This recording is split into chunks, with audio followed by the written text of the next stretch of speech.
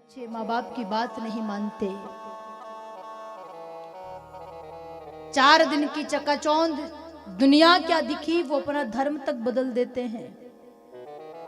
20-22 साल तक माँ बाप ने प्यार किया, पाला पोषा, पढ़ाया लिखाया, उस लायक बनाया, और अगर उनकी जिंदगी में कोई नया मेहमान आ जाए, कोई ऐसा मित्र आ जाए, कोई ऐसा साथी आ जाए जो 4 दिन की चांदनी चकाचौंध दुनिया उन्हें दिखा दे, तो आजकल के युवा, आजकल की युवतियां वो 4 दिन की चकाचौंध दुनिया को देख करके अपने माँ बाप के 20-22 साल के उस प्रेम को ठुकरा देते हैं। उन्हें लगता है कि माँ बाप का प्रेम कोई मायने नहीं रखता, ये जो मिल रहा है यही पर्याप्त है सब कुछ। और यही कारण है कि आए दिन ऐसी घटनाएं होती है कि हमारे भारत की बेटियां लव जिहाद में फंस जाती है। यही कारण है कि आए दिन ऐसी घटनाएं होती है कि भारत की बेटियों पर अत्याचार होता है। इसमें कहीं ना कहीं बेटियों की भी गलती है। अभी कुछ दिन पहले एक घटना सामने आई थी। श्रद्धा नाम की लड़की अपने माँ बाप को छोड़ करके धर्म परिवर्तित कर दिया, अपना धर्म बदल दिया और एक मुस्लिम युवक के साथ रहने के लिए चली गई।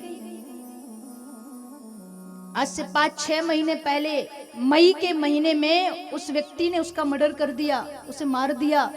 मारने के बाद उसके शरीर के कई सारे टुकड़े किए, 35 टुकड़े करने के बाद उसे एक फ्रिज में बंद करके रख दिया, ताकि उसने जो गुनाह किया है वो किसी को पता ना चले।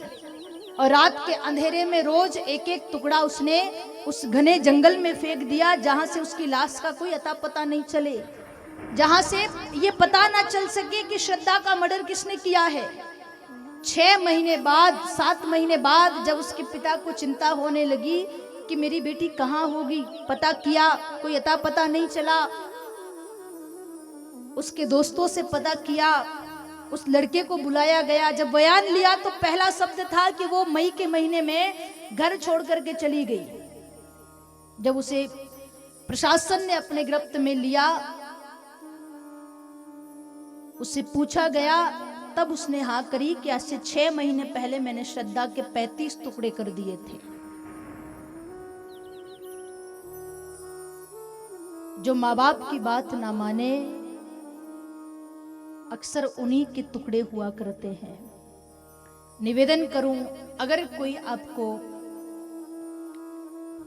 धर्म परिवर्तन करने के लिए कहे, अगर कोई आपको लव जिहाद जैसी घटनाओं में फंसाना चाहे, तो आप सावधान रहिएगा, सतर्क रहिएगा।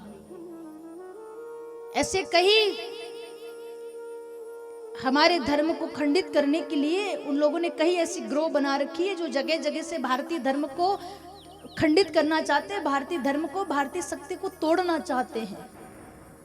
बार बार हम व्यासपीठ से भी एक ही निवेदन करते हैं, मर जाना मिट जाना, पर किसी दूसरे मुल्क वाले पर कभी भरोसा मत करना।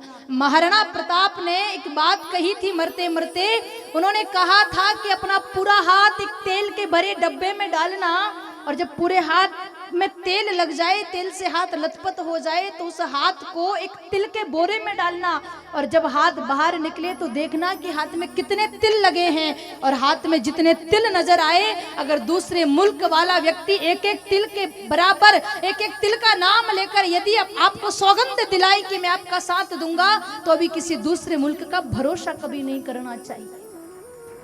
1000 बार कोई आपके सामने कसम खाए, 1000 बार कोई आपसे वादे करे, पर जब बात इज्जत और स्वाभिमान की हो तो वहां मर जाना, मिट जाना, पर अपनी इज्जत को कभी बर्बाद मत होने देना। प्यारे, जो लोग अपने घर से भाग जाते हैं, अपना धर्म बदल देते हैं, या जो लोग अपने माँ बाप की बात नहीं मानते हैं, या माँ बाप रोक टोक करते हैं, तो जो लोग मर जाते हैं, उनसे निवेदन करूं प्यारे, आप तो एक दिन गलत काम करके घर से निकल जाते हो। कभी उन माँ बाप के बारे में सोचना जिन्होंने रात रात भर जाग करके जिस माँ ने तुझे पाला है, दिन रात काम करके जिस पिता ने तुझे पाला है। तेरे जाने के बाद तेरे माँ बाप हर पल पल मरेंगे, तेरे माँ बाप समाज में अपना मुंह दिखाने लायक नहीं बचेंगे, अपने माँ बाप के एहसानों का ऋण नहीं चुका सकते। कोई बात नहीं, कम से कम अपने माँ बाप के स्वाभिमान को तो जिंदा रखिए, अपने माँ बाप के मान सम्मान को, अपने पिता की पगड़ी और माँ के आंचल की तो लाज रखिए। स्वाभिमान के साथ हम जिए। हमें याद रहे हमेशा हम उस देश के वासी हैं जहां इंसान तो क्या पत्थरों की भी पूजा होती है।